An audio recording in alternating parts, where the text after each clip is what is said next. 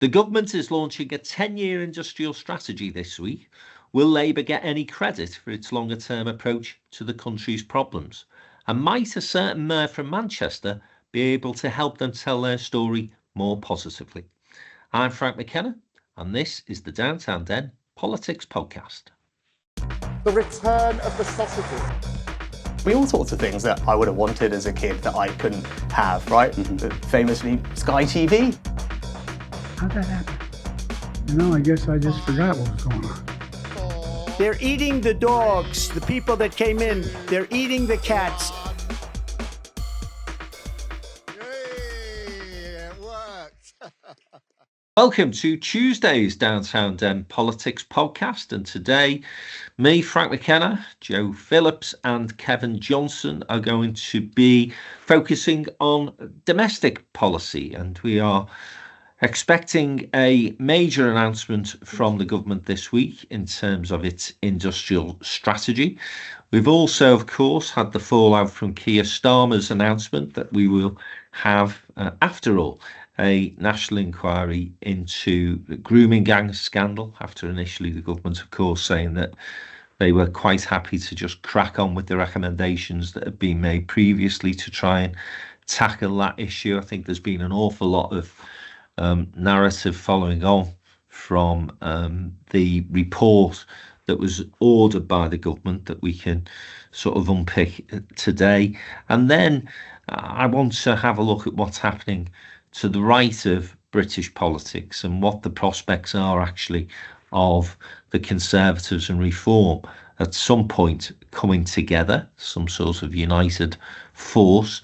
And finally, we reflect very briefly on the Westminster parliamentary reception that Downtown in Business hosted with the Liverpool City region last week. But let's start with industrial strategy.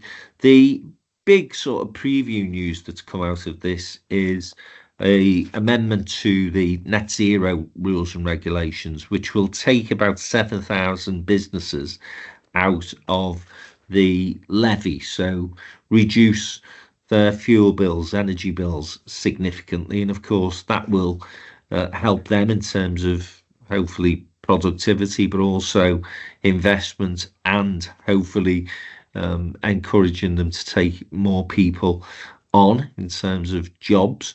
So, Joe, what are you hoping the industrial strategy will achieve?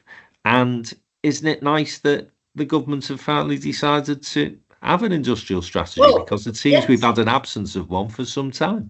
Yes, exactly. And guess what? It's a 10-year industrial strategy. So, in political terms, dog years, that is actually looking into the future.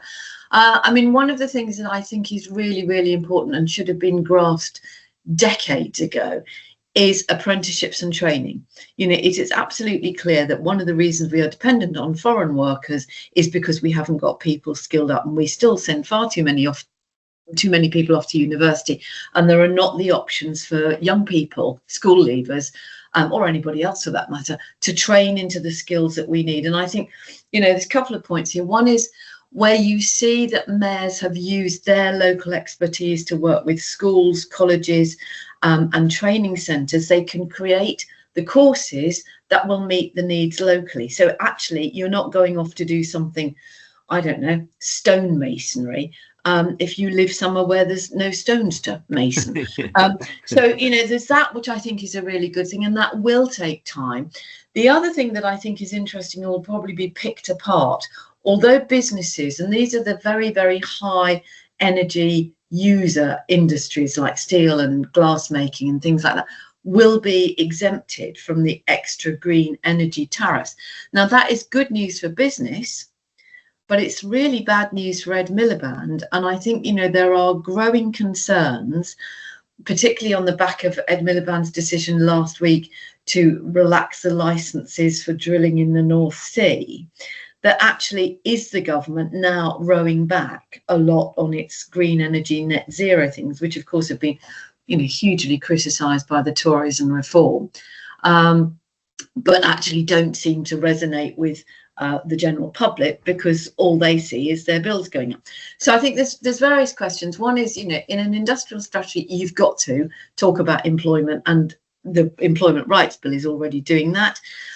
You've got this, which is in training and trying to bring costs down for business. But you've also got to have, and we haven't seen the details yet, but you've also got to have a strategy for growth in the right areas, whether they're near transport hubs, whether they're near export hubs, whether they're near a mass of people who could be trained and used. So there's a whole lot there, but it's really encouraging, I think, that the government is doing it. And don't forget, they haven't been in power a year, and we've been talking yesterday about what's going on in the rest of the world, which is a hell of a lot. And to do something like this, I think the government should be applauded. We'll wait to see what happens, but I think Ed Miliband's on a bit of a sticky wicket. It's an interesting point, Joan. We'll come back to that one, actually. But on your recommendation, Kevin, I did read that very long interview. Well, it wasn't an interview, was it? A series of interviews and a profile on Keir Starmer in last week's New Statesman. And it was interesting in that basically Starmer was admitting almost that he didn't have any clever sound bites or stories to tell.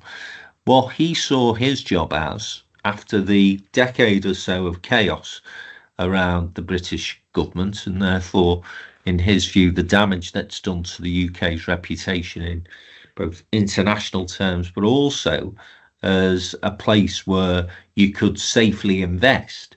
His job was to start to rebuild that framework, that infrastructure that gave people the confidence to see the United Kingdom once again as a safe haven for investment, a place where businesses would feel as though they could grow. And I think what this strategy is starting to lay out is, as Joe said, decade of plans that businesses, investors can look at and say, I see the sense in that. I can see where UK PLC is trying to get to, and therefore we'll have a piece of that action because we are convinced that here we have a government that's serious about that long-term planning. Now, whether or not they get the 10 years to implement the strategy is another thing, but that certainly seems to be Starmer and Reeves's approach. It's not quick fix, it's long-term, it's strategy. And that, Kevin, in past years would have been applauded, wouldn't it?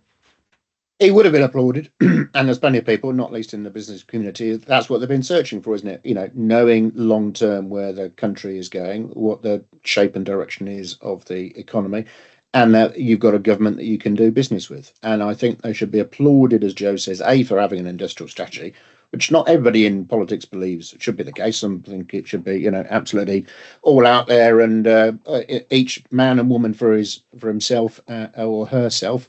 But many of us, I think, probably on this call, believe that an industrial strategy is the right thing to do, both economically, and I think we've seen more latterly that from COVID to more recent crises, you've got to have there are certain things which are strategically important to your country. When, if I can put it this way, the shit hits the fan. And we've seen it, I suppose, most notably in terms of steel. But when we're all worrying about our bog rolls at the start of COVID or whatever else, you realise that, global trade is marvellous, but actually there are certain things that you're always going to need, and you need to make sure things work. And therefore there are such things as sort of strategic industries that, even though in the market they may not be fully performing and fully profitable, they're strategically important for the rest of your economy or the rest of society. So he's committed to an industrial strategy, he's committed to 10 years, and as you say, there are a number of things, including the infrastructure plan last week, a bit too slow in my mind, but the commitment to reform social care, etc., etc. There are a lot of things this government is trying to do to lay the foundations. It's not getting it much political return at the moment for it, either from the media or from the public, but they are the right things to do. And I think the other thing that they are seemingly doing, and we'll see how this unpacks, is that it isn't just a top-down industrial strategy. This industrial strategy is going to link to local and regional growth plans, particularly those that come under the mayors of combined authorities, that they are going to be the ones who put into action their own growth plans backed up by a national industrial strategy. So all of those things are good things. I think the thing a couple of things I'd say. One is they need to have some things coming out of this strategy which the public can get hold of. They can understand, and they can understand slightly less than 10-year ramifications of those things being the case. For example, on the skills agenda, as Joe's talking about, I think is the most important one, and the sort of shape of skills and skills development in coming years. And I think the other thing I'd be doing, without being too defeatist about it, is that who knows? But we might guess in 4 years' time, we might have a Labour government with less of a majority in some shape or form. And there may be some kind of coalitions, etc., we might come on to. So I think you do have to kind of try and bed in these things that they're not going to be completely obliterated. If, for example, Nigel walks into number 10 and decides that he's not a man who believes in industrial strategies or any kind of top-down strategy. So I think they need to make sure that the tentacles of this industrial strategy endure, preferably with sort of some degree of political consensus around them now. Yeah, some sort of deep and meaningful change that will be difficult to reverse. I think the other thing that I'll mention at this point, Joe, is that, as I say, Keir Starmer didn't seem during that interview or series of interviews with the New Statesman to be too concerned with stories and narratives, but nevertheless, if they are going to win the next election, they're going to have to try to find a way of which they can tell the good news stories. My suggestion in my latest blog on Friday, Kevin, was that they should give a role to Andy Burnham, who seems to me to be Labour's best retail politician out there. And whether that's a role within the cabinet that gives him a portfolio, or whether it's one of those sort of cabinet member without portfolio, which Peter Mandelson had back in the day. But give him a platform, give somebody with the ability, the charisma, the rhetoric, the narrative to start to tell some of the good news things that are coming out. And for me, you can actually develop a story about having long-term strategies. Burnham is the type of guy who could stand up and say to Farage, well, look, pal, you're great at coming up with the sound bites, but these are the building blocks that we're putting in place, and this is why it matters. And of course, as a mayor, he will be one of the key personalities implementing those very things the government wants to start to see happening. Yeah, I think you're absolutely right, Frank, and I did agree with your blog. But Andy Burnham has worked really hard and really smartly with other partners, the much missed Andy Street, actually, for instance. But on things like finally getting control of the buses and all of those sort of things. So actually the story you can tell as a Labour today in 2025, if your child is starting school in September, by the time they leave primary school, there will be more apprenticeships, more college courses, there will be more job opportunities. You need to sort of start now and start telling the stories for the people who are going to benefit, which, isn't always going to be the voters. It's the next generation. It's the next lot of entrepreneurs. It's the next lot of businesses. And I think, I know we've said it before, I think Keir Starmer gets a really unfair press. He is Clement Attlee to Boris Johnson's Poundland Churchill. He doesn't do sound bites, but what he's done is actually bring stability and calm. And, again, as I've said before, negotiating with Trump, negotiating with Europe, don't forget a year ago, it looked as though the far right were going to sweep through Europe. In Germany, we got all sorts of chaos. I mean, I still think, there are an awful lot of problems, and the biggest one of those is immigration. And the biggest one of those, but again, it's something you work with Europe on. And I think what Kevin said is absolutely right. People have got to be able to feel something. And I was very struck by our host at the parliamentary reception, the local MP, saying, yeah, exactly, talking about, a new school, a new this, a new the other. And you think, well, if every MP is doing that in their constituency and putting it on social media and all of that, that is beginning to tell the story, because you've got to start telling stories within the community, street by street, village by village, town centre by town centre, so that you then have people who go, actually, you say they haven't done anything, but look what they've done here, for instance. Before we move on to the grooming gang scandal and the fallout from the announcement the Prime Minister made last week about the national inquiry, Kevin, I just wanted to get your reflections on Joe's point about the net zero agenda and perhaps the government rowing back on that and where that does leave Ed Miliband. What are your thoughts?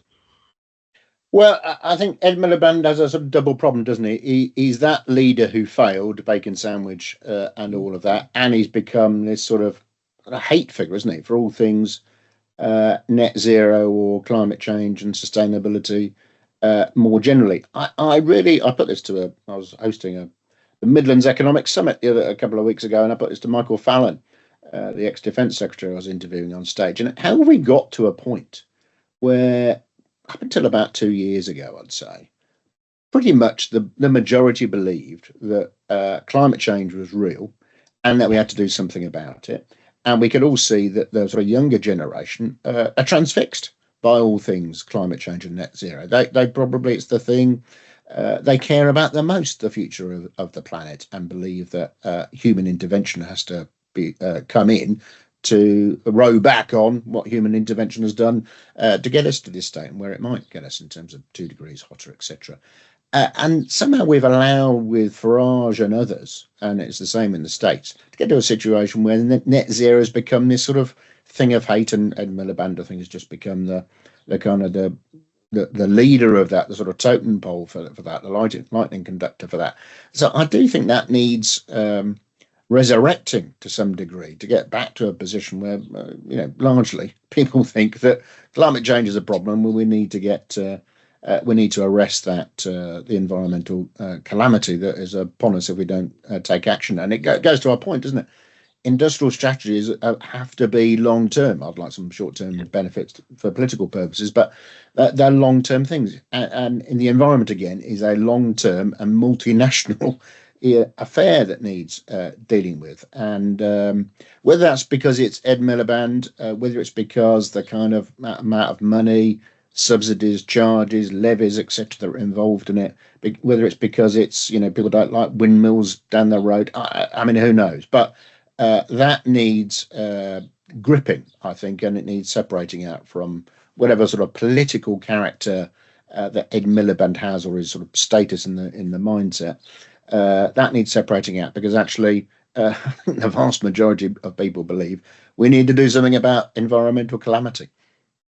Yeah, if you can't, talking about the government coming up with stories, if you can't come up with a story, a narrative that is compelling around the net zero agenda, then you really are in trouble. And I'm not convinced that Ed Miliband is the right person to front that, as much as maybe he would be seen as, the expert, the champion. And of course, that was the thing that resurrected his political career, in a sense, his focus on climate change. But ultimately, you do have to have somebody that the public can relate to. And Ed Miliband has never been that character, I'm afraid. So whether or not you would move him aside or put somebody alongside him who can tell that, again, we were talking about Burnham earlier in terms of being the government spokesperson on some of this stuff.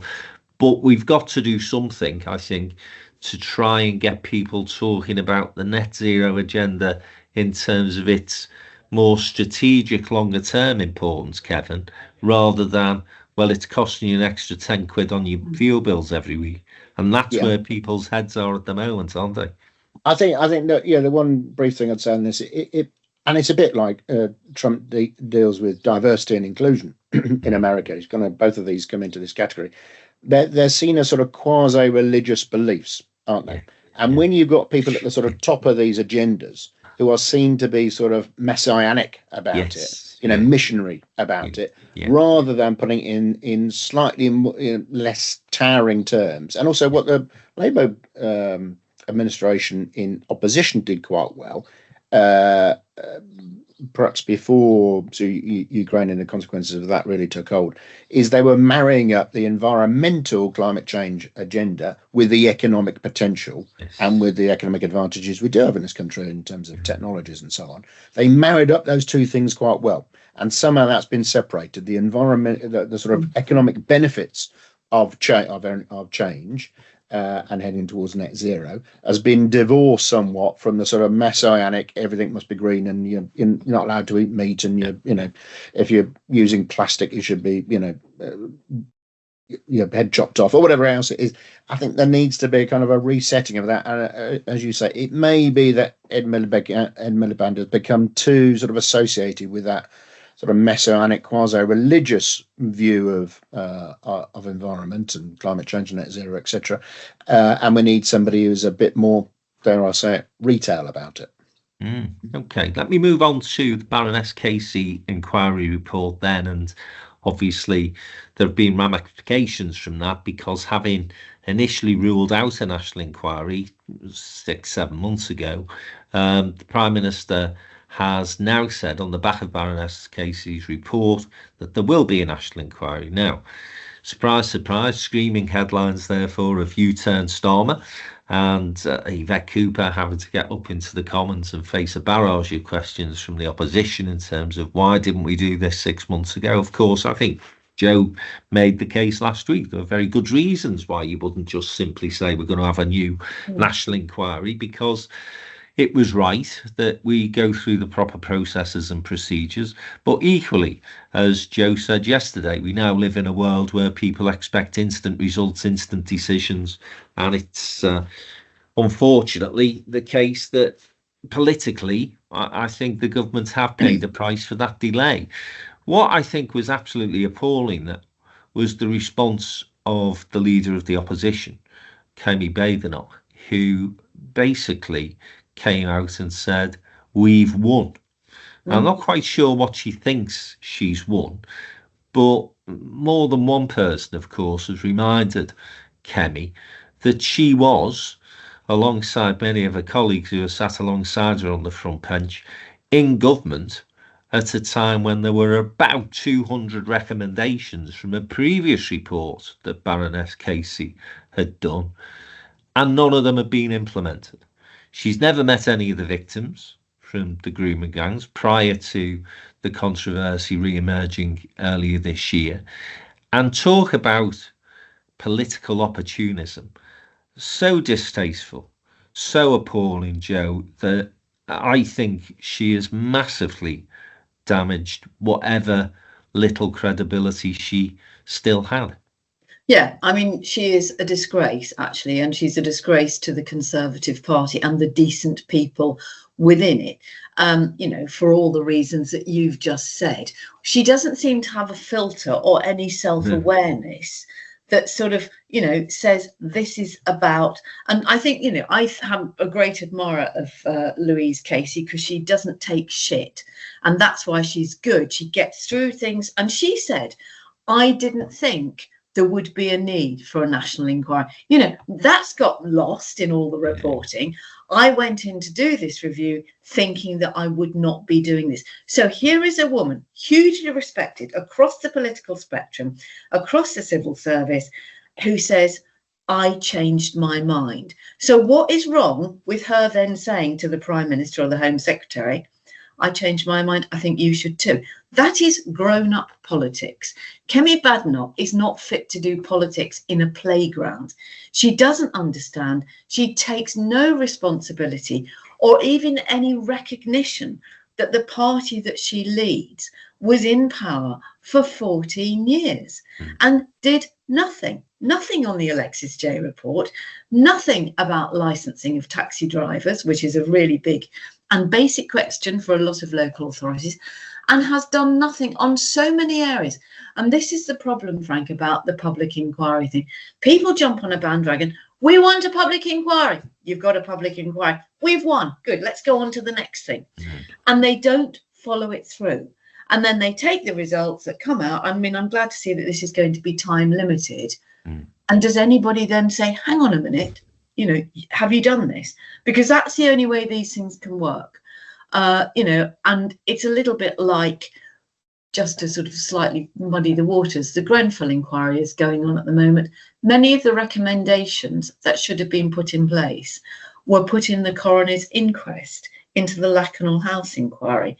The Secretary of State at the time was Eric Pickles. All he had to do legally was to respond to the coroner saying, I note your concerns. But nothing happened. And if we are going to make public inquiries meaningful, A, they need to be shorter, B, there need to be a cap on cost, and C, there needs to be a check back after 18 months or something to see whether any of the recommendations have been implemented. But this is a disgusting spectacle of politicians all too often thinking that they're the most important person in this and not even thinking about the people at the very heart of this. Yeah. Kevin, your reflections on firstly Badenoch and what she is doing for the Conservative brand, in your view, but also, and again, sadly, Baroness Casey's findings were all lost in the political furore of this. Some quite disturbing findings and commentary in that report from Louise Casey. To boil this down into a nutshell, and if people are really exercised by this issue, they should read that report. But basically saying that authorities were too frit to say this is a particular problem within particular communities, within particular ethnic minorities. And that is not a healthy place in which any country or any institution should find itself. So, as I say, that was sort of lost in some of the noise that was made. But if we are to get a grip of that issue and to basically ensure that there are no victims moving forward, then those are the things that need to be tackled. But first of all, your thoughts on Kemi Badenoch and a more general view of her performance as Tory leader thus far. Well, the only positive thing I can say is she's on a very difficult wicket. You know, when you've come out the back of the tenure that they had and all that went on, and given the state of Labour's majority, it's not, and you've got reform over there, you know, almost coming out of nowhere to stratospheric polling levels, really. And you've got a demoralised party.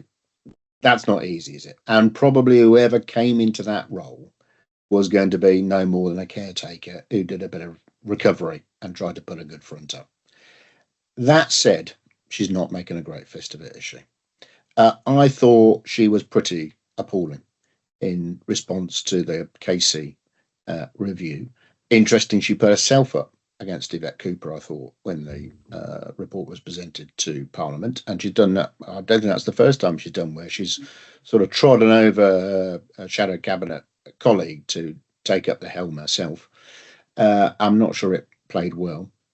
If you have, as I have, as I'm sure you have, watched Louise Casey, I saw 2 or 3 of her interviews. I saw much of her opening statement to the Select Committee, which she did the following day. You can see just how angry Louise Casey was with the way that the opposition, including Kemi Badenoch, had treated the report and treated the politics of it. Almost to contradict myself, I don't think Angela Rayner at PMQs, when she was standing in, did a very good job of harnessing some of the things that Louise Casey had said, including in Parliament as Select Committee, about the fact that Louise Casey was hoping this was draw a line in the sand, and this is where the House comes together to do with the things in that report, including the other point that you touch on about the kind of handling of race relations, I suppose you might call it. And she looks generally, there are no great reports, are there, of her conduct in private meetings with funders, with political colleagues, etc. She handles media pretty badly. She did one with Emma Barnett on Radio 4 the other day, where she was pretty appalling, although I don't think it was a great interview Emma Barnett had ever done either, to be fair. And she comes across, yes, with passion in the Commons to some degree, but she can get quite flustered and quite angry. Although I will also say I think Starmer can be a bit over patronising towards her in the Commons at the same time. I understand a bit about you kind of almost treat her as irrelevant for a political purpose, but I think it sometimes is a bit too patronising. So not great, is it? It's not a great performance, but then who would be putting in great performance in that role right now, given all the challenges that come with it.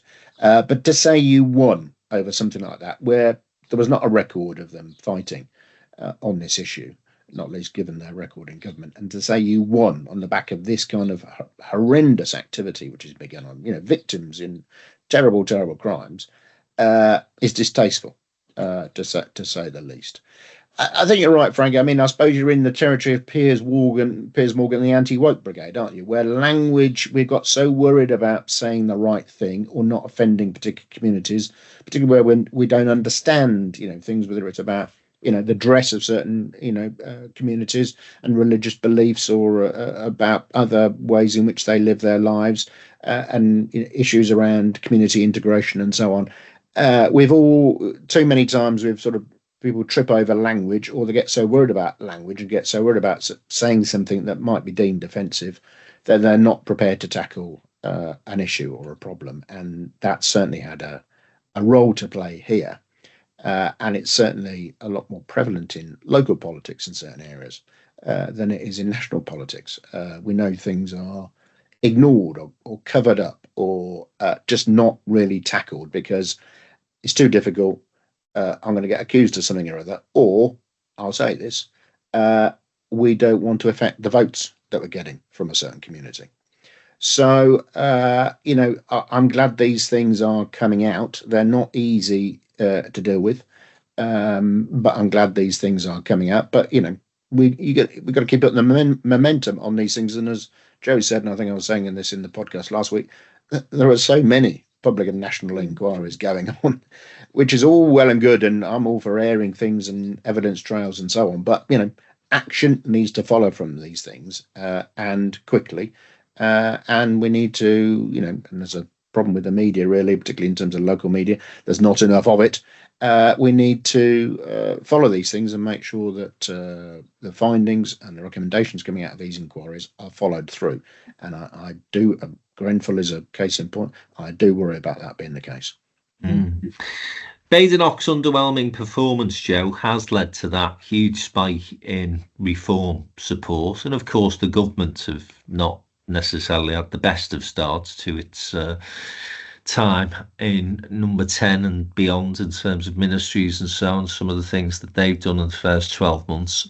So I read with interest over the weekend, I think it was in the Sunday Times, this report that there are a gang of people who are coming together encouraging the Tories and Reform to merge, some sort of alliance before the next general election. Some fundraising efforts being made. Jenrick is obviously seen as a far more malleable character as far as working with Nigel Farage and Reform is concerned. Do you think that would be a formal merger in the same way that we saw the Liberals and the Social Democrats come together? Or do you think it will be a looser coalition where they decided to step aside in particular seats? And arguably, Labour and the Liberal Democrats did that very quietly at the last general election, didn't they? Yes, I think that the way the Tory party is at the moment, I think it is so split between the desire to be more like Reform and go further and further to the right, whether that's with, inappropriate language or daft policies or whatever. And there are still, there's a core somewhere of the old-fashioned one nation Tories. And I think I could see those sort of people, and I hear on the grapevine that they are finding they're more comfortable within the Liberal Democrats. So I think, Reform with the Conservatives, possibly, led by Robert Jenrick, possibly. Room for Robert Jenrick and Nigel Farage, not possibly. You're looking at something, and as we know, and I know it's ridiculous, a week is a long time in politics. Well, these days, an hour is a long time in politics.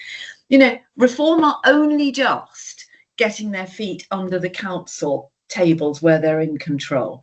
And we hear and see reports of them. Oh, well, we don't want to have meetings. They're too boring. So we won't have meetings. We don't need to read all those papers. Whilst they'll all come out and go, oh, it's a disgrace. We've discovered, a subscription to something or other, or money wasted on cinema tickets. The real scrutiny is in how they operate and how they deal with the wonderful things that they have to do, like social care and transport and schools and all of those sort of things. I mean, I thought it was quite hilarious in the Commons last week when somebody asked a question about why a fire engine was no longer available somewhere or other, and whoever was doing the answer, well, I don't know, you'd have to ask Reform. They're the council now who've decided to scrap the fire engine. And it's that sort of thing. And it is that harsh reality, as so often, you know, sorts the wheat from the chaff in politics, that you go, oh, well, they seem like a good idea, but actually they're even more incompetent than the last lot. So I don't know. Who can tell what's going to happen? But I do think you can't write Nigel Farage off. You might be able to write a lot of his followers off, and therefore some of the councillors. But you can't write him off because he's a very good operator and he does what we've been talking about. He's by far the best political communicator on the UK stage at the moment, which is why it's very important for Labour to deliver results that people can see and feel, and why Labour and the Lib Dems and the Greens probably need to be working together in a much more loose arrangement and use the people that they've got between them on things like we've just been talking about, like net zero. You know, Ed Miliband, he's awful. Put up Ed Davey, he's better, actually. Yeah. People like him. You know, stick him on a wind turbine, spin him around, people will love it. Oh, God, I hope there's no one listening from Lib Dem HQ. But you know what I mean? Use the... It's what Gordon Brown used to call a cabinet of all the talents. We've got those talents and they're on the progressive side of politics. And we need to work together to use them and share them and do stuff together, because I think that's more attractive to people. Interesting point, Joe. What do you make, Kevin? Do you think that the progressive politicians amongst us need to begin to perhaps have more collegiate relationships moving forward, or do you think it's too early to be making that call yet? It's sort of happening anyway, isn't it? I think with the Lib Dems to some degree, probably less so with the Greens. But you see with the Lib Dems that, you know, Ed Davey will sort of prod and poke, won't he? And he'll have certain things. He'll be obviously far more anti-Trump than Starmer can be, frankly. And he's certainly pushing him on social care and the time that commission is going to take, etc. But he's giving, you know, Starmer a lot of sort of soft support here and there. So you sense it's sort of happening, as you say, Frank, as it seemed to have done in the run up to the election in terms of target seats and so on. So that seems to be happening. I think the Greens is a different matter. We shouldn't forget there's quite a few independents of one sort or another who've fallen out of Labour. 5 seats that came who weren't Labour when they were elected, and then others that have become non-Labour, at least for the time being. Even Reform can't keep hold of all of its 5 members that it came to this Parliament with. So there's quite a few, you know, I would add to that, obviously, SNP and Irish parties. So there's quite a few in the other category in Parliament anyway, a lot of which, not all, are progressive to some degree or another. I mean, back to your question to Joe about a merger. I cannot see a merger between the Conservatives and Reform. All Reform is Nigel Farage. They haven't got anybody else who is anyway impressive. I don't see great polling ratings for Richard Tice, for example, as Joe says. They're going to get found out at a local level when they're actually in power in several county councils now, and that their inability to exercise power is going to get found out. What have they got? They haven't got anything. Now, the Tories are in all manner of turmoil, as we talked about with Kemi Badenoch, but at the end, they are the most successful electoral machine the world has ever seen. I'm not saying that they've got a God-given right to continue to be the best election machine ever, but they have got assets, as it were, and they've got, you know, a history, and they've got a depleted, but they've got a machine that works out in the country. And you need more than a good leader or a good political communicator at the top to be a party. So I don't see how the merger happens, because what happens to Reform if Nigel goes under a bus? What happens if the Tories suddenly elect somebody else in any year or so's time and their fortunes go up a little bit? You can only see, you know, effectively what happened between Labour and Liberal Democrats in the election just gone. The Tories and Reform coming to an unspoken agreement, or at least not one which is made public in terms of their approach to the next election, which seems, you know, an awful long way off, given the kind of issues that we're facing.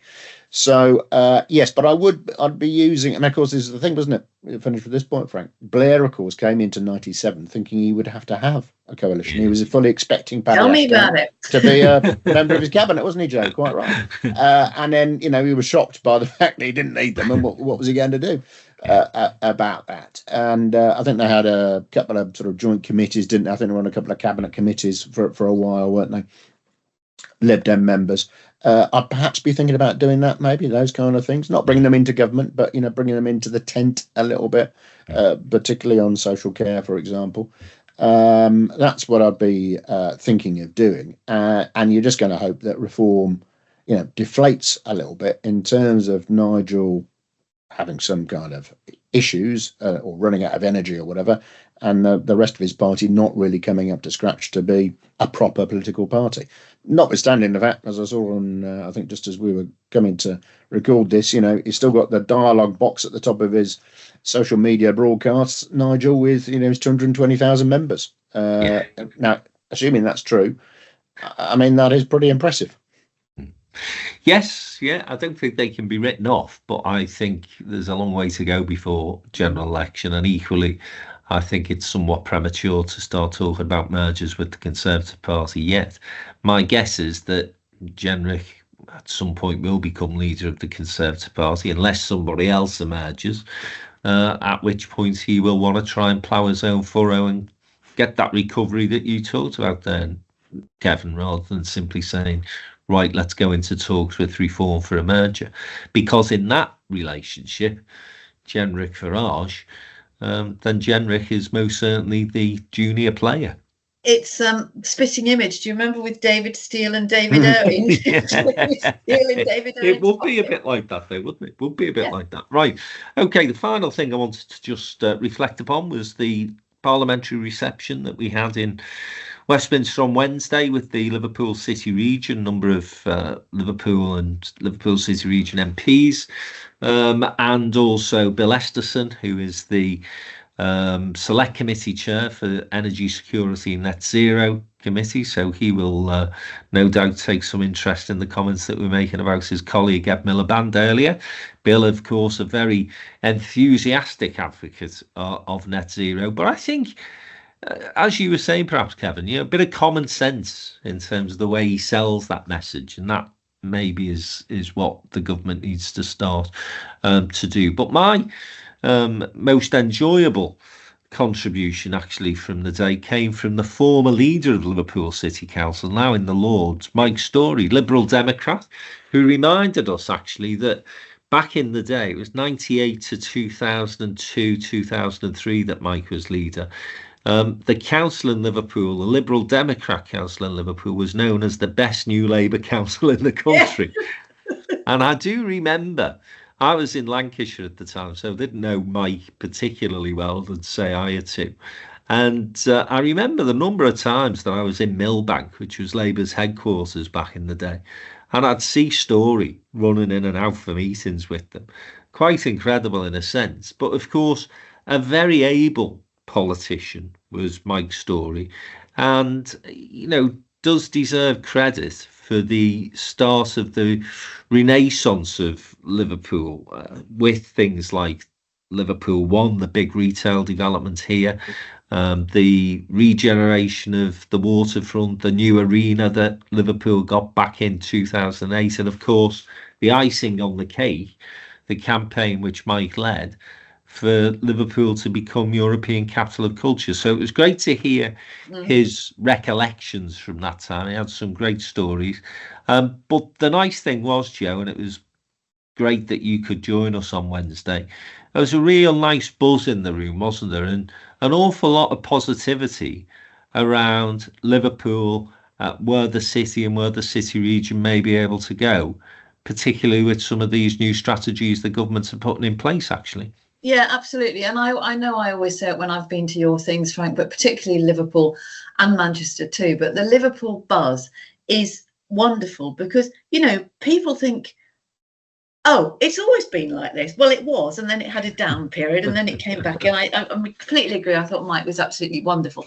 But, so were all the other speakers. And I think when you look at what is and the scale of the way things are happening. I mean, your speaker from the college, the business college, I thought. Elaine Bowker. Yeah, I mean, all of that stuff is really, really important. And it goes back to what we were talking about training and apprenticeship.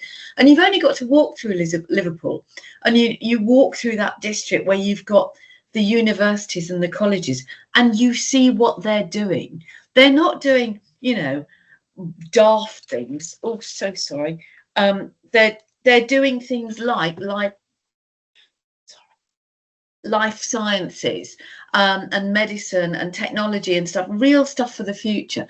So I think it's all of that, but it's also about culture, it's about jobs, it's about retail, and it's being realistic. And I always get the sense that, in a way, people put their tribalism to one side, if you like, because it's about Liverpool, which used to be the case about Scotland. People would put party loyalties because they cared more about Scotland. And it may well be that that's where we come to in a coalition or wherever, as we come up to the next election, that, we all put party politics to one side and we come together for the good of the country. Who knows? But they could take a leaf out of Liverpool's book for sure. Yeah, it was a very positive day. We had great reception. We had a dinner the night before with the leader of the city council and couple of MPs as well. Ryan Wayne spoke from the Tony Blair Institute, made an excellent contribution in terms of where we are politically at the moment. I have to say it wasn't all positive, that trip, though, because I met with some Labour MPs, and there's a bit more optimism amongst them following Rachel Reeves' spending review. But in places like Lancashire, for example, lack of combined authority, lack of progress in terms of getting a mayor, those places are missing out. And so at some point, the government will have to address that issue. Final word to you, Kevin, because I know you're going to be replaced by the newly charged Jim Hancock next week, but it's been great to have you for the last fortnight. Can you just, we touched on this last week in terms of where the West Midlands was, but I've seen Richard Parker, we were sort of saying he's not been out and about and as ubiquitous as Andy Street was, but really good interview this week in The Economist, of all publications, which is a great place to be seen, by the way, for the West Midlands. But again, if you reread that spending review and you start to look at some of the things that are going to be invested in the West Midlands, Richard Parker must be delighted, actually, because there's some great things going to happen. Yeah, and I think he's put a lot of legwork including running up to the spending review, and in terms of the industrial strategy we were talking about earlier, and the growth plan, West Midlands growth plan, that will come out on the back of that very shortly. I'm hosting one of the events on that in a couple of weeks' time. You've referenced the buzz that you get walking through Liverpool. Now, Frank, I love Liverpool. I'm surprised you've not mentioned Fabian Wirtz in this podcast. But anyway, as you know, I'm a Liverpool football fan. But a lot of the same things that Joe was just touching on apply to Birmingham and the wider West Midlands too. For all the challenges that there are, bins, etc. There are many more positive and good things happening in Birmingham and the West Midlands than some of the headlines would have you believe. Not least the World Craft City status we got for the Jewellery Quarter a couple of weeks ago. So there's an awful lot of good things going on in Birmingham and the wider West Midlands. And I put a challenge back to you, Frank, which is I agree with your blog last week. I don't know if that was slightly instigated by our chat last week about using the mayors more effectively. But you've blogged about a minister for the North. You've just done a Liverpool City Region parliamentary reception. Where's the Midlands? Where's Birmingham? And it's a semi-serious point because, as I mentioned, for our mutual friend, Frank Ninder, Joe Howell, I chaired the Midlands Economic Summit a couple of weeks ago, which, of course, we touched on the fact there isn't a Midlands engine anymore. Sort of technically, as it were, in government terms. There is still, of course, the Northern Powerhouse Partnership.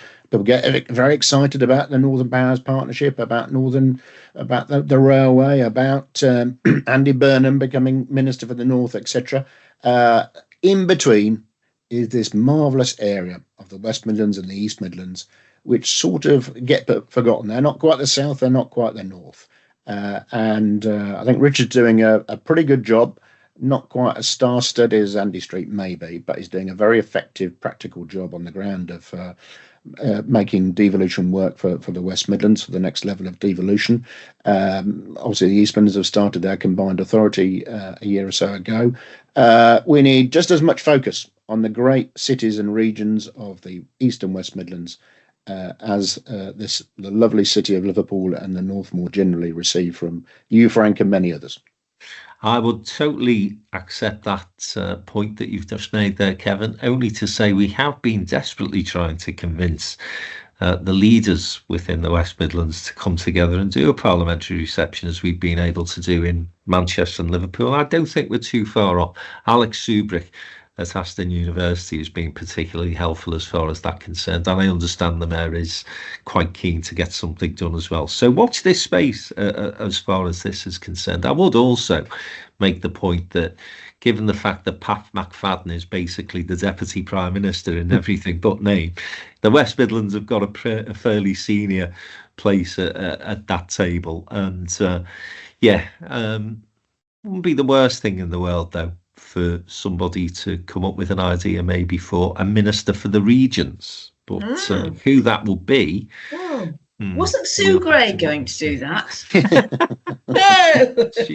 Yeah, whatever happened to it? In fact, I heard something on Wednesday about Sue's just been appointed to quite an influential role, something that's semi-government. I'll come back to that because, we talk about what happens to these public inquiries. What happens to some of these bloody big personalities that are all over the headlines for weeks and then they disappear, never to be heard of again? So we may come back to that one. Listen, it's been great to have your company, guys. Thanks, as always, for your contribution, Joe.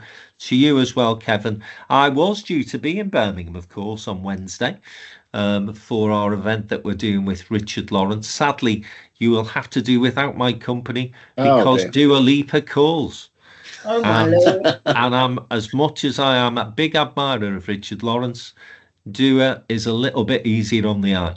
So I'll be at Anfield, would you believe, Kevin, to watch her in concert. Are they letting you in, Frank? Well, I will try and refrain from taking a box of matches with me. But I'm looking forward to that concert. Lots of other things that are going to happen, I'm sure, in the world of politics this week. Not all good, I'm afraid, but hopefully some positives. And we'll be back next Monday in the Downtown Den to discuss all of that and more, I'm sure. In the meantime, have a great week. We'll see you all soon. Thanks for listening.